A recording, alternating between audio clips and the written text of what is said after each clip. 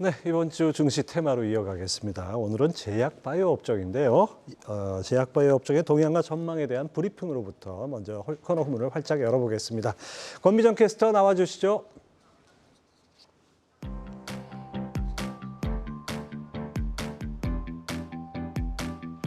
제약 바이오 섹터는 코로나19 버블의 후유증과 고금리 영향으로 21년부터 부진한 수익률을 거둬야 했습니다. 하지만 이제는 변곡점을 지나왔다는 이야기가 나오고 있는데요. 외국인의 수급이 들어오고 있다는 점과 하반기 바이오 산업들의 다양한 모멘텀들이 산재했기 때문입니다. 특히 신약 개발사는 올해 주요 의약품의 특허가 만료된다는 점, 그리고 주요 임상 확기 일정들을 주목해야 합니다. 올해는 주요 의약품들의 특허 만료가 국내 업계에 미치는 영향이 클 예정입니다. 올해는 자가 면역 치료제 휴미라의 미국 특허가 완료가 되면서 글로벌 210억 원 달러 규모의 의약품 특허가 만료되는 해이기도 하는데요. 국내에서는 자노비약, 카나브 등 8천억 시장에 해당하는 국내외 신약들의 특허가 만료됩니다. 이에 따라 바이오 시밀러에서 바이오 베터 개발사, 제네릭에서 개량 신약 개발사까지 제품 개발과 신제품 출시에 집중하고 있고요. 국내에서는 삼성 바이오에피스와 셀트리온만이 미국 휴미라 바이오시밀러 출시를 준비하고 있지만 이후에 바이오시밀러를 준비하는 삼천당 제약과 알테오젠 등 이들 기업을 고려한다면 특허 만료는 국내 기업들에게 세계로 나아갈 기회를 부여해주고 있습니다. 그리고 국내 CDO와 CDMO 사업에서는 삼성 바이오로직스를 주축으로 기업들의 사업 성과가 가시화될 것으로 보입니다. 삼성 바이오로직스는 하반기에 4공장 전체 가동과 5공장 준공이 완료되면서 알츠하이머 치료제 등의 신규 수주 계약 등 점차 내실있는 실적이 기대되고요. ST팜은 제2올리고동 착곤과 mRNA 대량 생산 설비 증설이 완료되면서 수익성 높은 신규 수주와 실적 개선이 기대됩니다. 삼성과 SK에 이어서 롯데와 CJ 등 그룹사들이 글로벌 바이오 CMO 시장에 진출하면서 국내 바이오 CMO 사업의 글로벌 입지도 더욱 확고해질 전망입니다. 그리고 하반기에 열리는 주요 학회 일정들도 중요한 투자 포인트입니다. 특히 주목해야 하는 것은 6월에 열리는 미국 암학회, 즉 아스코와 함께 세계 최대 바이오 컨퍼런스인 국제 바이오 컨퍼런스, 즉 바이오 USA인데요. 특히 아스코에서는 국내 9개 기업이 논문을 발표하게 됩니다. 특히 플랫폼 재평가가 가능한 첫 임상 데이터 발표가 많은데요. 아비타와 DC셀이 혈액암을 대상으로 자사의 제품과 항암제 리툭산 병용요법에 대한 첫 번째 임상 결과를 발표하고요. 에쿨론의 표적 항암제, 즉 카티 치료제 임상 1상, ST큐브의 면역 항암제 1상 결과 등도 함께 발표가 됩니다. 제약 바이오 업계가 맞이하는 하반기는 글로벌 특허 만료와 새로운 공장 가동, 그리고 세계적 규모의 학회처럼 굵직한 일정들이 남아 있습니다. 버블이 끝난 제약 바이오 업계, 진가를 드러내고 성장할 수 있을지 앞으로 지켜봐야겠습니다.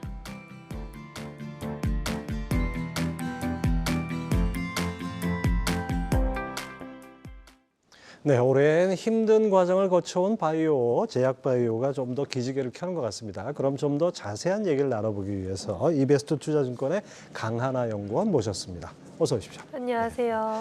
자, 코로나19, 불황, 그다음에 고금리, 하여튼 바이오 입장에서는 제약 바이오 기준으로 봤을 때는 상당히 좀 어려운 그 악재들이 많았는데 1분기 실적은 비교적 견고했어요. 최근 제약 바이오주 평가하신다면요? 일단 1분기 실적이 견고할 수 있었던 가장 큰 이유는 컨센서스, 그러니까 애널리스트의 추정치가 많이 내려왔었기 때문에 이제 상대적으로 괜찮아 보였다가 맞는 표현인 것 같고요. 그렇기 때문에 상반기에 뭐 기대치 대비는 뭐 잘 나왔지만 엄청난 실적은 아니었고 하반기가 훨씬 더 좋아질 수 있는 가능성이 높은 상황이다 이렇게 봐주시면 될 것 같고요. 일단 지금 상황도 전체적으로 밸류에이션 하단에 와 있는 상황이기 때문에 업사이드는 좀 커진 상황이고 지금 금리 안정기와 인하기 도입이 올 거라는 기대감이 반영되면서 제약바이오주가 더 많이 갈 수 있을 거라는 기대감이 가장 큰 기대감이라고 생각을 해주시면 좋을 것 같습니다. 지난 2, 3년 동안 정말 힘들었죠. 많이 힘들었고 금리 인상기에 참 이 제약바이오 이런 분야가 더더욱 힘들었었는데요. 어쨌든 간에 많이 기대가 되고요. 먼저 올해도 수주 기대감이 큰 삼성 바이오로직스부터 살펴볼까요? 연구원님 리포트 보니까 주요 실적 모멘텀으로 두 가지를 꼽아주셨어요. 하나는 바이오시밀러, 특히 이제 그 바이오젠하고 합작해서 만든 삼성 바이오에피스 주력 분야가 바이오시밀러 아니겠습니까? 이 인수 효과를 톡톡히 누릴 것이다. 관련해서 설명 좀 더 해주시죠. 일단 삼성 바이오에피스와 내부 거래가 좀 있었었기 때문에 그런 부분이 이제는 그냥 전체적인 삼성 네. 바이오로직스에 들어가면서 외형 성장은 계속되고 있습니다. 그리고 사실 휴미라 바이오시밀러 출시가 7월 1일이잖아요. 7월 1일이기 때문에 올해 많이 반영이 되지는 않겠지만 네. 내년에 보험 등재가 되면서 우리가 생각하는 것보다 큰 폭으로 조금 더 반영이 될 수 있지 않을까. 특히 이제 보험 등재에 있어서 가장 중요하다고 보험사들이 여기는 요소 두 가지가 첫 번째는 고농도 제형이 있느냐, 두 번째는 생산 시설이 있느냐예요. 예. 그런데 이 두 가지를 모두 좀 안정적으로 갖고 있는 게 삼성 바이오로직스밖에 없습니다. 그렇다 보니까 삼성 바이오로직스의 삼성 바이오에피스가 휴미라 바이오시밀러 보험 등재가 가능해질 거라는 기대가 굉장히 크다 이렇게 봐주시면 될 것 같고요. 여기서 더불어서 하반기에 아까 말씀드렸다시피 조금 더 상저하고 예. 실적이 보일 것 같은데 여기도 두 가지 이유가 있어요. 4공장의 가동률이 올라오면서 매출이 어느 정도 인식이 된다는 점. 그리고 두 번째로는 고판가 고마진 제품들이 하반기에 인식이 되는 경우가 많습니다. 올해 연간으로 어떤 수주가 언제 인식이 될지 이미 정해져 있기 때문에 예. 하반기에 인식이 되는 것들이 조금 더 고판가 고마진 제품들이 많아서 하반기가 더 실적이 좋을 거다 이렇게 봐주시면 될 것 같습니다. 예, 그렇죠. 사실 이 시간에 우리가 얘기하는 거는 이제 테마가 형성될 거를 미리 길목을 지킨다 이런 측면도 있는데 지금 뭐 어떻게 보면 그 공장 가동이 확대되면서 실적이 늘어날 여지가 있는데 특히 제사 공장 이거 두 번째 모멘텀으로 꼽아주신 건데요. 그 내달이면 전체 가동을 위한 GMP 기준 확보되고 2025년 말 풀 가동된다. 이렇게 되면은 앞으로 매출이 꾸준히 늘어나는 기여가 있지 않을까요? 네, 맞습니다. 근데 올해는 사실 4공장 감가상각비가 반영이 되기 때문에 이제 기대하는 것보다는 많이 안 오를 수 있어요. 하지만 이제 연말부터는 조금 인식이 많이 될 거라고 기대를 하고 있는 부분이고 내년부터는 가동률이 많이 올라올 것이기 예. 때문에 당연히 말씀해주신 대로 4공장은 이제 6만 리터랑 18만 리터 두 가지로 나뉘어져 있고 6만 리터가 이제 25년에 풀가동, 26년에는 18만 리터가 풀가동 될 거라고 예. 예상이 되고 있는 부분이라서 아마 성장세는 우리가 기대하는 것만큼 혹은 그 이상으로 많이 올라올 수 있을 거다. 그래서 4공장 올라오면서 지금 5공장도 이제 짓는다고 하잖아요. 예. 그래서 5공장과 이어서 4공장과 5공장을 이어서 대규모 수주를 받을 수 있는 가능성이 높아진다. 이렇게 봐주시면 될 것 같습니다. 그래프상으로 봐도 뭐 올해 추정이나 내년 추정치 하여튼 그래프상이 아주 보기가 좋네요. 네. 이게 예. 성장세는 꾸준하기 때문에 삼성바이오로직스는 어느 정도 이게 빠졌을 때 그냥 모아가는 회사다 이렇게 생각하시면 될 것 같습니다. 강하나 연구원이 삼성 바이오로직스 목표 주가와 투자 전략 어떻게 제시하시겠습니까? 일단 목표 주가는 110만 원인데요. 이제 아무래도 4공장 매출 인식이 많이 되면서 성장세가 훨씬 두드러질 지금 거라고 80만 보고 있고. 원에 못 미치는데 110만 원 맞습니다. 목표 주가 아주 상당히 공격적으로 보입니다. 사실 삼성바이오로직스가 박스권에 지금 갇혀 있어요. 그렇죠. 그런데 이제 우리가 옛날에 봤던 성장세를 보이려면 올해는 조금 힘들 거라고 보고 있고 사실 삼성바이오로직스를 볼 때 막 몇십 %씩 성장하는 걸 기대하시더라고요. 예. 아무래도 밸류에이션이 싸진 않다 보니까 그런 걸 기대하시는데 그런 걸 보려면 내년은 돼야 될 거라고 보고 있고 휴미라 바이오시밀러의 보험 등재가 아무래도 키가 아닐까 그렇게 보고 있습니다. 예. 자, 유한양행 한번 알아볼까요? 역시 컨센서스를 상회하는 호실적을 보였습니다. 이 실적 호조 배경이 뭔가요? 사실 유한양행은 작년에 실적이 너무나 안 좋았었고 올해 그래도 작년 영업이익 대비 2배 정도는 늘어날 수 있을 거라고 다들 기대를 하고 계십니다. 여기서 어떻게 이렇게 갑자기 2배 이상 성장을 했느냐라고 여쭤보시면 일단 전문의약품 부분이 생각보다 잘 올라와주고 있다는 점, 전문의약품 중에서도 유한양행의 렉라자라는 표적항암제가 생각보다 잘 올라와주고 있고요. 이제 효율적인 비용 집행도 아무래도 한몫하지 않았나. 거기에 이제 라이선 수익도 꾸준히 조금씩은 들어오고 있는데 1분기에 70억 이상 조금 다른 분기 대비 조금 더 많은 부분이 인식이 되었어서 그런 부분이 아무래도 실적 호조를 야기한 게 아닌가 그렇게 보고 있고 자회사들도 계속 적자였는데 그런 부분이 좀 올라와서 BEP를 달성하다든지 아니면 흑자 전환을 하는 그런 기록을 이번에 보여주었습니다. 네, 그렇군요. 이 뭐 유한양행하면 이제 비소폐암 치료제 그 렉라자 이것이 이제 국내 2차 치료제로만 연간 330억 원 매출을 올렸다고요. 그래 앞으로 이제 1차 치료제 가능성과 함께 글로벌 임상 3상 결과도 올 하반기 중 발표된다고 하는데 이 판도 변화가 있을 것 같습니다. 어떻게 예상하십니까? 일단 하반기에 유한양액이 오픈을 하는 것보다는 J&J, 존슨앤존슨이 오픈을 해줄 거예요. 이제 글로벌 임상 3상이기 때문에 아무래도 제일 중요한 임상 데이터라고 볼 수 있을 거고 이 데이터가 저희는 잘 나올 거라고 생각하는 가장 큰 이유가 지금 임상 3상 환자 모집에 있어서 이게 굉장히 시간이 많이 단축되고 있습니다. 이제 3상 환자 모집이 단축된다는 점은 이게 환자들 내에서도 평이 좋다라는 것이고 예. 그렇기 때문에 이게 데이터가 잘 나올 수 있을 거라는 기대감이 지금 조금 반영이 되고 있는 것이거든요. 근데 거기에 더불어서 이제 국내 같은 경우에도 1차 치료제를 등록을 하고 이제 네. 보험 등재까지 지금 예상을 하고 있기 때문에 국내 매출은 유한양행이 풀로 다 가져가게 됩니다. 그래서 그런 부분이 결국에는 또 실적까지 이어질 수 있으니까 그런 걸 고려했을 때 지금 레이저 티닙은 아주 잘 되고 있고 국내에서든 해외에서든 데이터가 잘 나오면 해외에서도 잘 팔릴 수 있는 가능성이 높다 이렇게 보시면 될 것 하여튼 뭐 같습니다. 작년하고는 확연히 달라진 분위기인 것 같습니다. 이 외에도 유한양액에 대해서 눈여겨봐야 볼 수 있는 모멘텀 어떤 게 있을까요?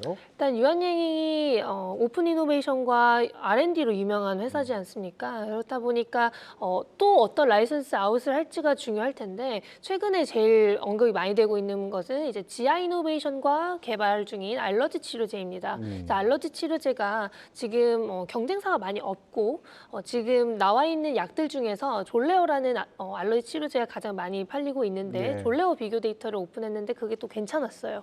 그래서 알러지 치료제 라이선스 아웃 가능성이 지금 가장 두드러지고 있는 부분이고 최근에 비알코올성 지방간염 내시 치료제 쪽도 언급이 많이 되고 있는데 유한양행이 갖고 있는 내시 치료제가 해외에서도 데이터가 잘 나온 FGF21을 타겟하는 내시 치료제입니다. 그렇기 때문에 이제 유한양행의 내시 치료제도 조금 더 한 번 더 관심을 받을 수 있지 않을까 그렇게 보고 있습니다. 하여튼 모멘텀이 여러 가지 쌓인다 그러면 뭐 주가에도 긍정적인 영향이 있을 것 같네요. 유한양행 목표 주가와 투자 전략 어떻게 잡고 있습니까? 일단 유한양행의 목표 주가는 78,000원인데요. 유한양행이 실적으로 움직이는 회사는 아니지만 실적이 너무 안 좋을 때는 빠집니다. 그래서 네. 올해는 그런 부분은 없을 거라고 보고 있고 일단 마리포사 레이저 티닙의 임상 3상 데이터가 하반기에 발표된다는 점 그리고 국내 1차 치료제 가능성이 있다는 점을 고려했을 때 하반기가 훨씬 더 좋을 것이고 지금 마리포사 데이터가 나오기 전에 저는 유한양행을 매수하는 게 훨씬 더 좋지 않을까 이렇게 보고 있습니다. 자, 대웅제약은 1분기 실적이 최고치를 경신했어요. 이 이유가 뭡니까? 일단 대웅제약도 전문의약품 쪽이 엄청 많이 늘어나고 있어요. 그중에서도 오리지널 신약들 자체적으로 개발한 파이프라인이 처방수가 굉장히 많이 올라오고 있습니다. 대표적인 게 팩스쿨루라는 위식도 역류질환 치료제이고요. 거기에 이제 엠블로도 최근에 출시를 했고 대웅제약 하면 원래는 이제 나보타라는 보톡스를 잘 팔기 때문에 좋아하셨던 분들이 많았었는데 이런 부분들이 아무래도 반영이 되면서 실적이 좋았던 거라고 보고 있고 거기에 이제 연구개발 비용도 조금 감소를 했다. 그런 부분들이 전부 좀 좋게 반영이 돼서 1분기가 좋았다 이렇게 보시면 될 것 같습니다.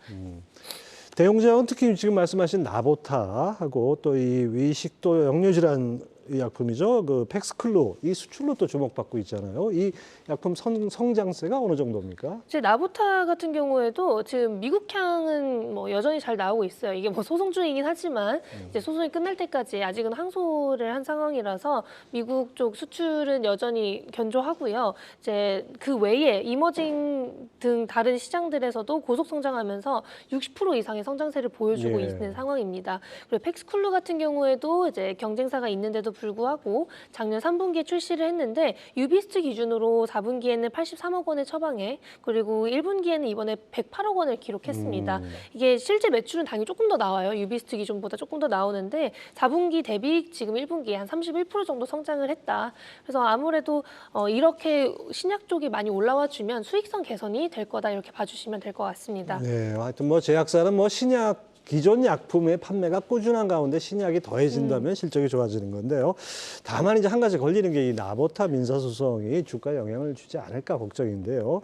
2심 판결이 나오기 전까지는 생산 판매 수출이 정상적으로 이루어진다 해도 만약에 거꾸로 결과가 나올 경우에 어떻게 됩니까, 이거?